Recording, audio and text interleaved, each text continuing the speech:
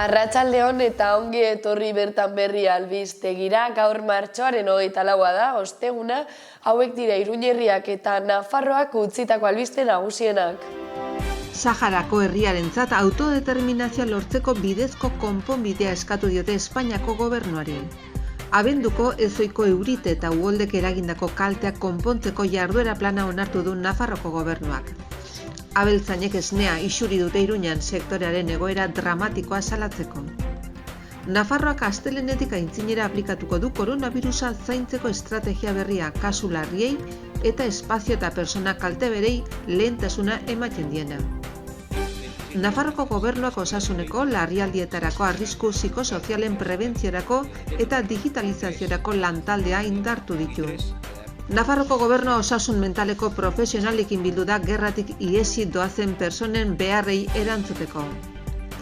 16.600.000 euroko gastua baimendu da Mugairiko konserbazio zentroari atxikitako 50 bat errepideren konserbazio integralerako. Aierdi lehendakari ordeak finka administratzaileen eta arkitekturako profesionalen lankidetza aktiboa eskatu du birgaitzea sustatzeko. Tafalla eta Iruña arteko autobus zerbitzu berria martxan da maiztasun eta ordutegi berriekin herrialdeko konexioa hobetzeko. Iruñako San Jose udal hilerriak baditu dagoeneko 2 errausketa labeak martxan, zarrena 2000 urtekoa aldatu ondoren. Datorren ostiralean apirilak bat amaituko da San Fermin 2022ko hautagaitzak aurkezteko epea. Herritarrekiko harremanetako departamentuak memoria duen historia hezkuntzan deituriko nazioarteko lehen kongresua antolatu du. Elizondoko Benito Meniko langilek manifestazioa eginen dute Hortziralean plazan. Lekarozko ermita ez dela Palacio de Aroztegi enpresaren jabetza adierazi du Nafarroko auzitegi nagusiak. Thierry Bizkairek zuzendutako kantu herrikoien ikastaroaren emanaldia izan zen atzo Elizondoko Arizkunenea kulturetxean.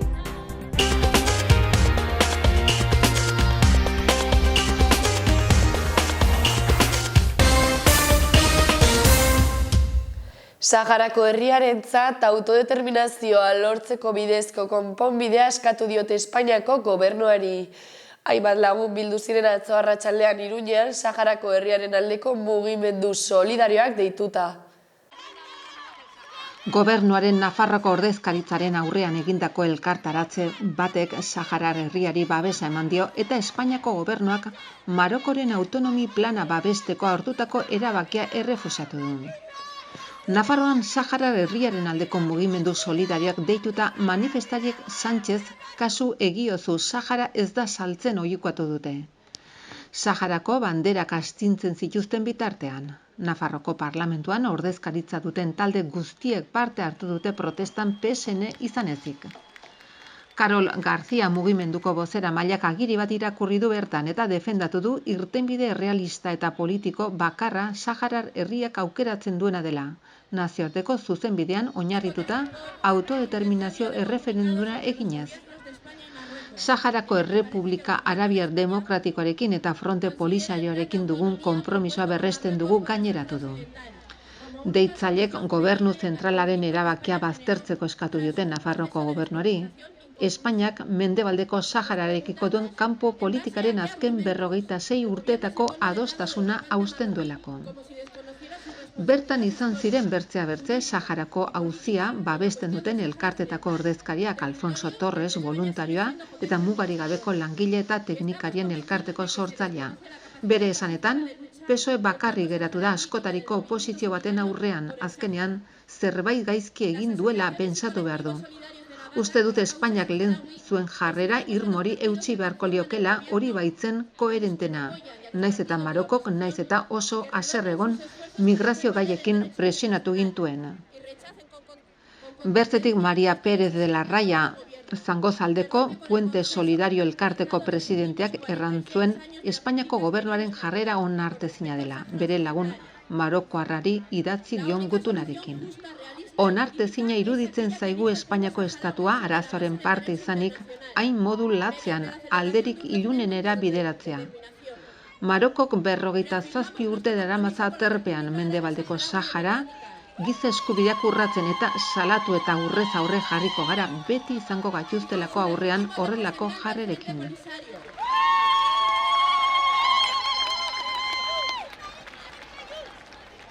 El Gobierno de España siempre nos va a tener enfrente y con toda la contundencia que nos da el saber que tenemos la razón al defender el derecho a la autodeterminación e independencia del pueblo saharaui. Abenduko ezoiko eurite eta uholdeek eragindako kaltea konpontzeko jarduera plana onartu du Nafarroako gobernuak. 8 milioi euroko zuzkidura du eta errenta galtzeagatik nekazaritza azpiegitura konpontzeko laguntzak aurre ikusten ditu, baita segurulinei egindako konpentsazioak ere. Zenbateko handia da 8 milioi euro. Nafarroko gobernuak jarduera plan bat onartu du abenduko euriteek eta ezoiko uholdek eragindako kaltea konpontzeko. Planak 8.154.000 euroko zuzkidura du 2022 eta 2023 ekitaldietarako eta nekazaritza azpiegitura konpontzeko laguntzak aurre ikusten ditu. Baita errenta galtzeagatiko laguntzak eta asegurulinei egindako konpentsazioak ere.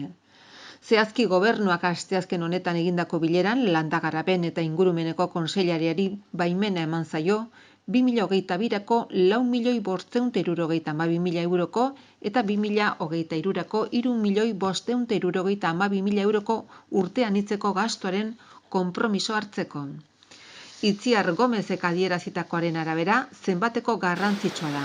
Hots, 8 milioi euro nekazaritzako azpiegiturekin loturiko kalten 100% naiz nekazari eta abeltzaintzendako errenta galerak eta aseguru lineentzako konpentsazioak konpensatzeko.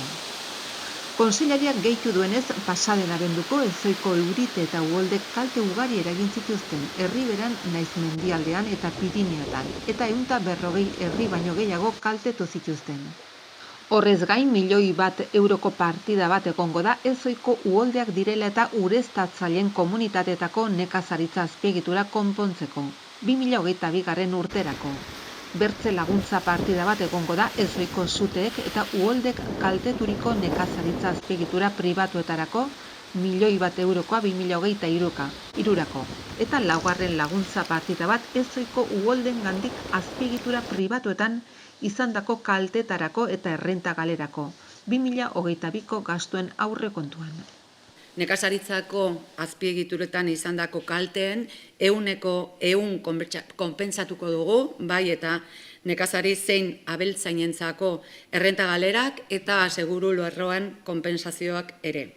Izan ere, joan den abenduko ezoiko euriteek eta uholdeek kalte ugari eragin zituzten Nafarroako Erriberan, mendialdean eta Pirineotan.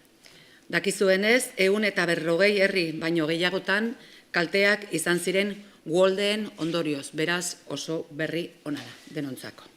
Abeltzainek esnea isuri dute Iruñean sektorearen egoera dramatikoa salatzeko.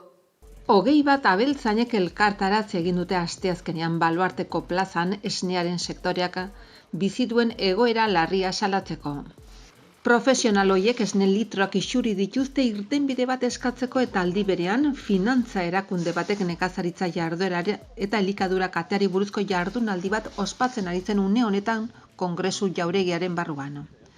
Oier Villanueva Ultzamako abeltzaina eta Eneko afiliatua profesional horien bozeramaile gisa aurkeztu da, linealean gutxienez esne litroa 80 zentimotan saltzeko eskatzeko. Ohar batean elikatze katearen funtzionamendua azaldu dute. Abeltzainak esnea ekoizten du, kamioilari batek ontziratze enpresara eramaten du. Enpresa ontziratzaileak esne osoa, erdi gaingabetua, jogurtak eta abar bihurtzen ditu esnea. Eta enpresa berak esne berarekin marka xuriko esnea eta markako esnea ontziratzen ditu. Garraiolariek denda eta saltoki handietan jartzen dute, eta konsumitzaileak esnea erosten du. Konsumitzaileak euro bat ordaintzen du litro bat esnearen truke, edo 0,69 zentimo marka xuriko esne litroaren truke. Saltoki handiek enpresei jartzen diete prezioa eta saltoki handiek esaten diete enpresei zenbat zentimo igo behar zaien abeltzainei. Bestalde, enpresek kalitateen, proteina eta koipea araberako prezioa ezartzen diete abeltzainei. Egiten duten produktuari preziorik jartzen ez dioten sektore bakanetakoak izango gara. Kontsumitzailek kexak telebistan nola agertzen diren ikusten ari gara, esnea, ogia, arrautzak eta bar igotzen ari direlako. Kontsumitzaileen dirua azalera handian geratzen da. Azalera handiek itotzen dute lehen sektorea, ez dugu katerik aipatuko adierazi dute. Elikadura katearen legea betetzea eskatu dute, horrek esan nahi du esnea bezalako oinarrizko produktu horiek igo egingo direla low cost janari amaitua da esan dute. Gainera, garraiolarien langabeziarekin bat egin dute, elikatze katearen legea betetzeak ere mesede egingo dielako. Bat egiten dugu haien aldarrikapenakin nabarmendu dute. Azkenik salatu dutenez, Ukrainako gerra badu zerikusirik prezioen garestitasun horrekin, baina espekulazio izugarria dago energiaren inguruan. Nafarroak astelehenetik aurrera aplikatuko du COVID-19 zaintzeko estrategia berria, kasu larriei eta espazio eta pertsona kalte berei lehentasuna ematen diena. Populazio orokorraren gehiengoak ez du probarik egin beharko ez da isolamendurik betere, osasun langileen eta langile soziosanitarioen eta gune soziosanitarioetako egoiarren kasuan, 5 egunekoak izango dira eta horietan kasuen identifikazioa eta kontaktuen azterketa mantentzen dira. Nafarroan datorren astelehenetik aintzinera hasiko da aplikatzen koronavirusaren aurkako zaintza eta kontrol estrategiaren eguneratzea. Atzo, osasun publikoaren batzordean onartutako pandemiaren fase akutuaren ondoren.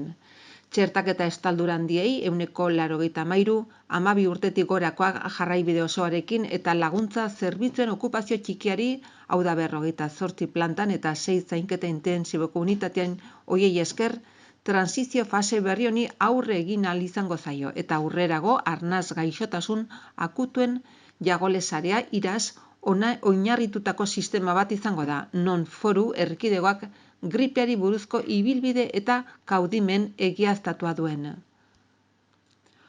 Ondorioz, populazio orokorraren gehiengoak ez du frogarik egin beharko ez da isolamendurik bete ere, osasun langileen eta langile soziosanitarioen eta gune soziosanitarioetako egoilarren kasuan 5 egunekoak izango dira eta horietan kasuen identifikazio eta kontaktuen azterketa mantentzen dira. Nafarroako gobernuak osasuneko larrialdietarako arrisku psikosozialen prebentziorako eta digitalizaziorako lantaldeak indartu ditu. 45 plaza sortu dira herritarren zerbitzua hobetzeko. Nafarroko gobernuak atzoko bilkuran 2 foru dekretu eta akordio bat onartu ditu 45 plaza sortzeko herritarren zerbitzu hobetzeko. Guztira sortutako plaza kopurutik 26 Nafarroko osasun zerbitzuan osasun bidean sortuko dira.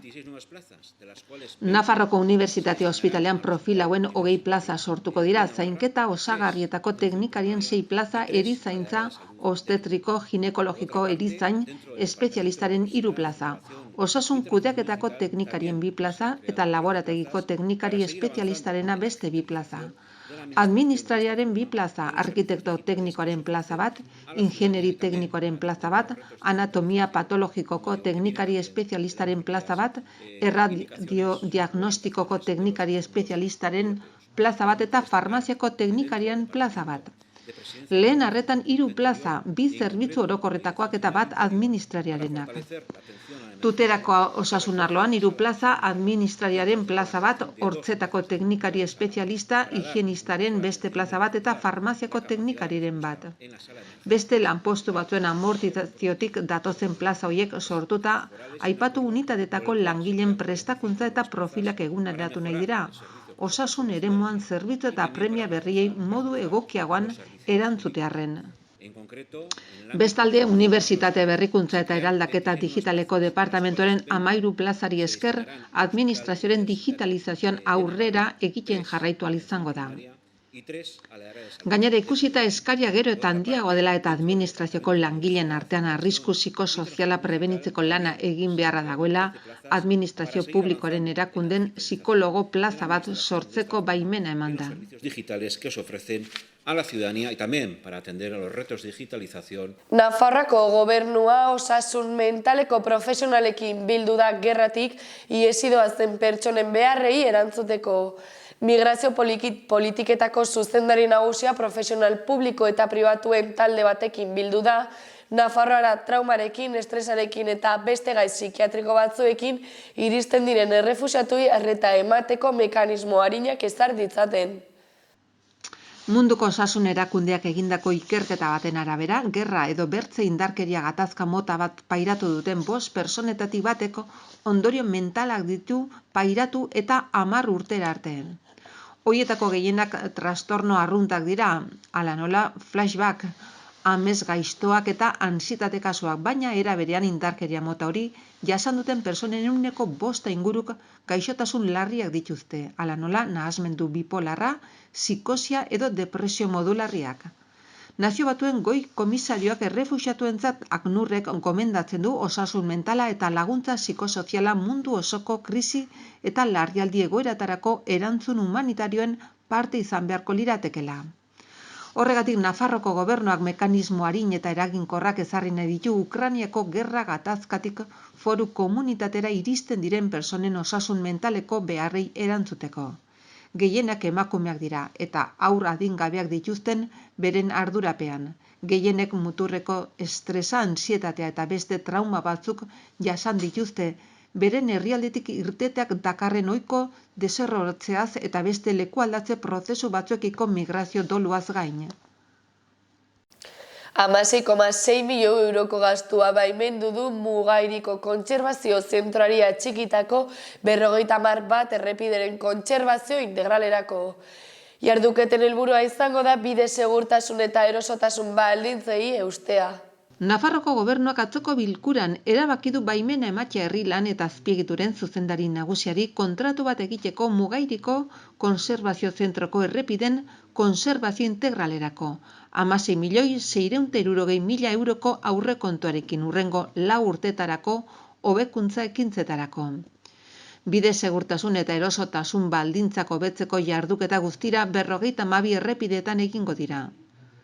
Errepide nagusien artean daude 121 A errepide nazionala Iruña Behobia, 121 B errepide nazionala Iruña Frantzia Baztan Barna, 118 errepide nazionala Iruña Frantzia eta 170 A15 Donestebe errepideak.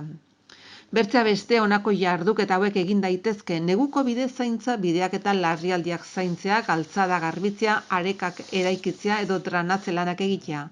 Balizak edo seinaleak konpontzea, segurtasun heziberria jartzea, seinaleak edo balizak berritzea, seinaleak margotzea eta berriro pintatzea, larrialdi berezei erantzutea eta bar. Ayerdi lehendakariordeak finka administratzaileen eta arkitekturako profesionalen lankidetza aktiboa eskatu du birgaitzea sustatzeko.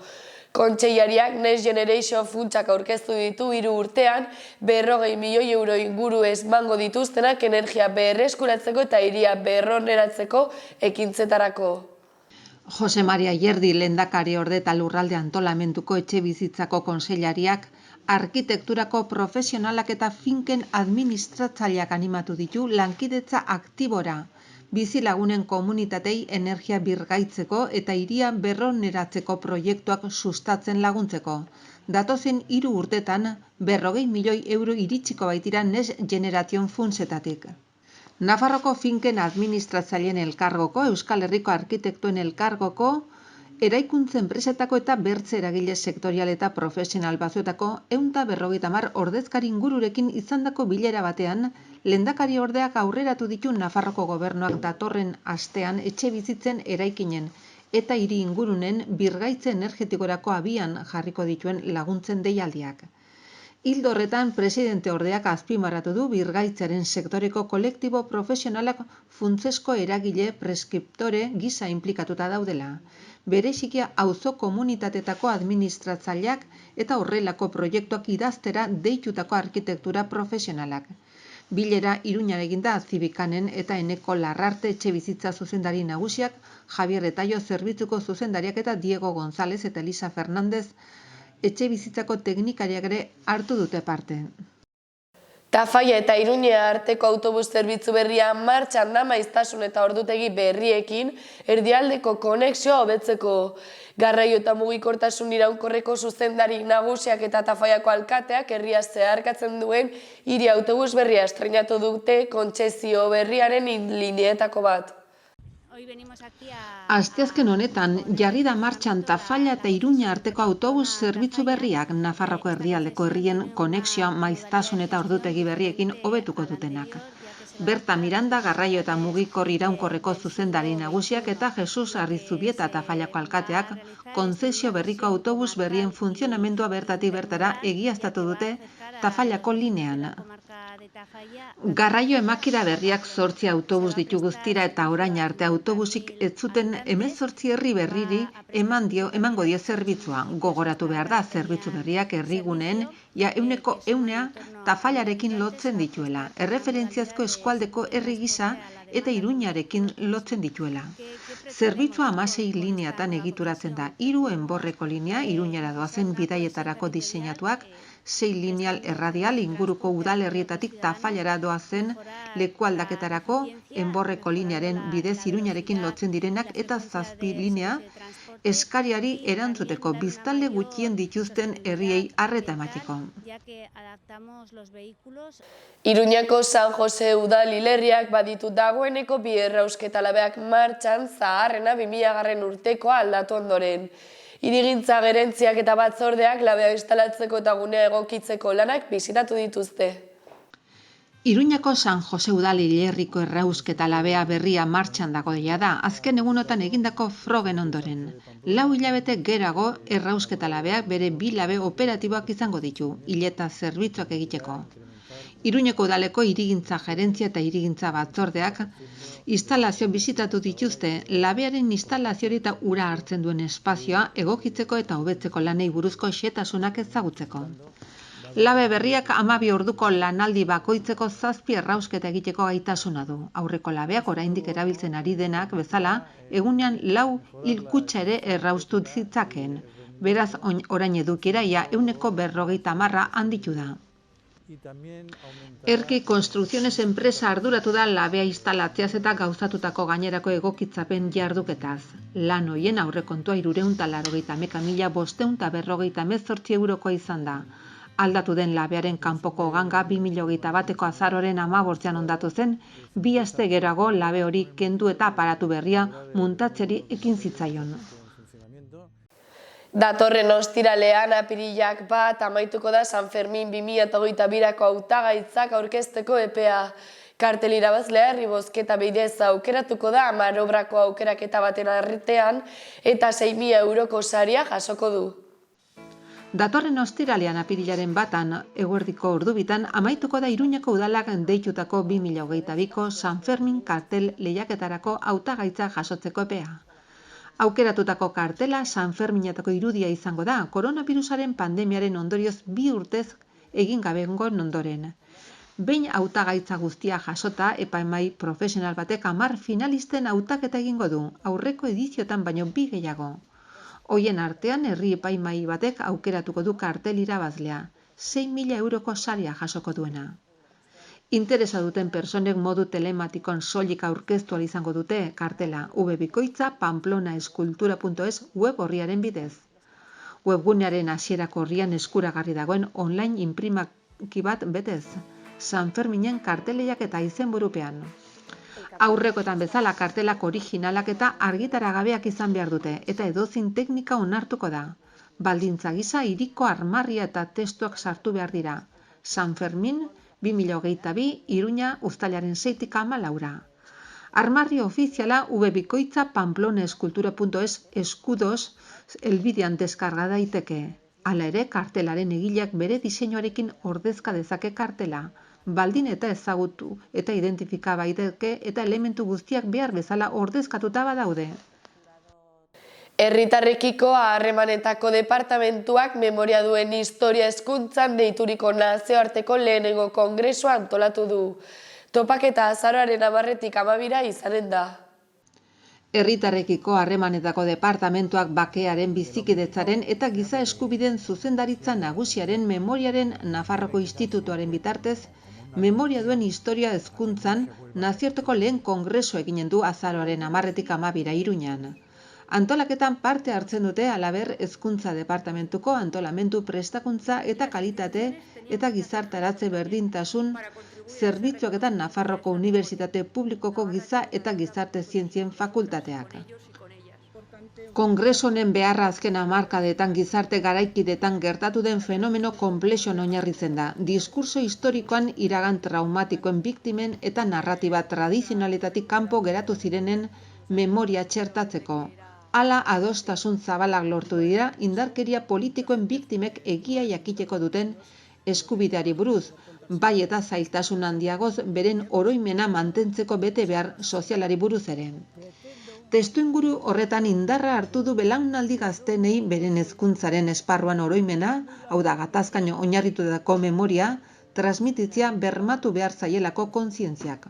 Hala ulertu dute 100 irakaslek erakunden laguntzarekin edo gabe, bere hezkuntza praktikara memoriaren inguruko esku hartze didaktikoak helarazi dituzten irakaslek.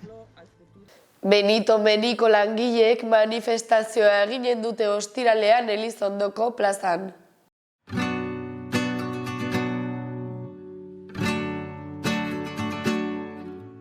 Elizondoko Benito Meni zentroko langilek manifestazio egingo dute Elizondoko kaletan. Ostiralean arratsaldeko 6-tik aintzinera. Aldarrikapenak gizartaratzeko. Martxoaren hasieratik asteazkenero Elizondoko Benito Meni ospitaleko 10 langilek elkartaratzea egin dute zentroko ateen aintzinean. Ela sindikatuak eskatuta hitzarmen duin bat aldarrikatuz. Enpresa batzordeak adierazi du enpresak arduragabekeria eta errespetu falta duela eta plataforman eskatzen ditugun edukiak ez lantzeaz gain ez duela ezer negoziatzeko inolako asmorik. Enpresa batzordeak adierazi du zentroaren helburu bakarra errentimentu kuotari eusten jarraitzea dela plantillaren lan baldintzen kontura. Gogorarazi dute plantillak emakume aurpegia duela kolektibo prekarizatu askok bezala. Urteko 18.200 euroko gutxieneko soldata bermatzea eta gainerako zaintza sektoreriko genero arrakala eta arraila murrizteko soldata igoera eskatu dute. Zamaurratu arte bizirik da aske behingoz jauzi gabe patriarkatua denari zu eman apurtu zeraiki inork begiak itxi ezkero jaiki jadanik ezin gaitu inork gelditu bat ikutuzkero ia ikutzen gaitu ni nahi zanen Judit Marta Talea ni nahi Ingrid Paula Maribi Andrea ni nahi zipoitu zenuen emaztea ni umezurtzutzi zenuen umea. Lekarozko ermita ez dela Palacio de Arostegia enpresaren jabetza adierazi du Nafarroako auzitegi nagusiak. Aste honetan ezagututako epaian heldu denez, Nafarroko auzitegi nagusiak Palacio de Arostegiaren apelazioa baztertu du eta ez du onartu Lekarozko San Marcial ermita. Arostegiko ermita bezala ere ezaguna dena Palacio de Arostegiarena denik. Horrela Baztango udalari eta Lekarozko herriari parte batez arrazoia eman die. Lekarozko herriak beti erran baitu ermita ez dela Palacio de Arostegiarena. Epai honekin 2019ko urtarrilean emandako epaia berretsi du auzitegi nagusiak. Orduko horretan Palacio de Arostegiak Baztango udalaren kontra jo zuen. Lekarozko herriaren eskariz ermitaren jabetza argitzeko Baztango udalak abiatu zuen ikerketa espedientearen kontra, hain zuzen. 2019ko epaiak erran zuen ermita etzela Palacio de Arostegiarena, hori horrela epailaren erabakia apelatu zuen sustatzaileak eta aste honetan jakinda auzitegi nagusiaren erabakia apelazioa ez esten duena. Epaiak argi erraten du ez dagoela frogatua ermita Palacio de Arostegiarena denik, horrela 2009an sustatzaileak egindako segregazioa eta ermitaren erregistroa ez ditu ontzat eman. Gauzak horrela bere garaian hasitako ikerketa espedientearekin jarraitzen ahalko du Baztango udalak, ermitaren jabetza Lekarozko herriarena dela aldarrikatzeko eta eskrituratzeko. Modu berean, Aroztegiko banaketa eremuaren, birzateketa planaren eta ezoiko berrikusketa egiteko aukera ere irekitzen du epaiak. Aldi berean, epai honek erakusten du Palazio de Arostegiaren jokabidea denbora guzti honetan, berea ez den ondasun bat, kasu honetan Lekarozko herriaren ermita, bere ganatu zuelako berea izan gabe. Halaber, aipagarria da ere Lekarozko herritarren lurrak eta Baztango herri lurrak Aroztegiko banaketa eremuan, sarrarazita eskuratu zituela Palazio de Arostegiak jaben nahiaren kontra. Thierry Bizkairek zuzendutako kantu herrikoien ikastaroaren emanaldia izan zen atzo Elizondoko Arizkunenean.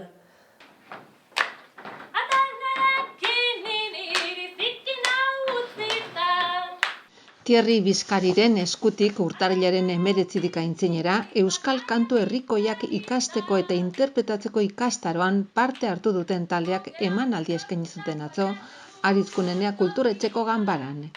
Ikusle andana hurbildu ziren.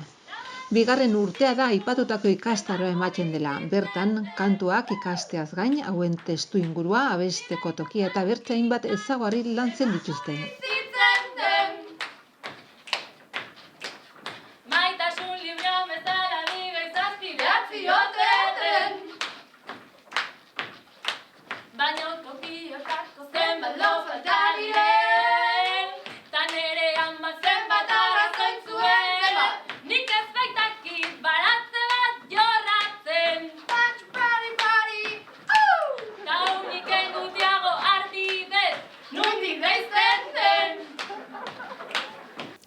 Hauek izan dira gaurko albiste nagusienak, eskerrik asko hor egoteagatik eta hurrengora arte.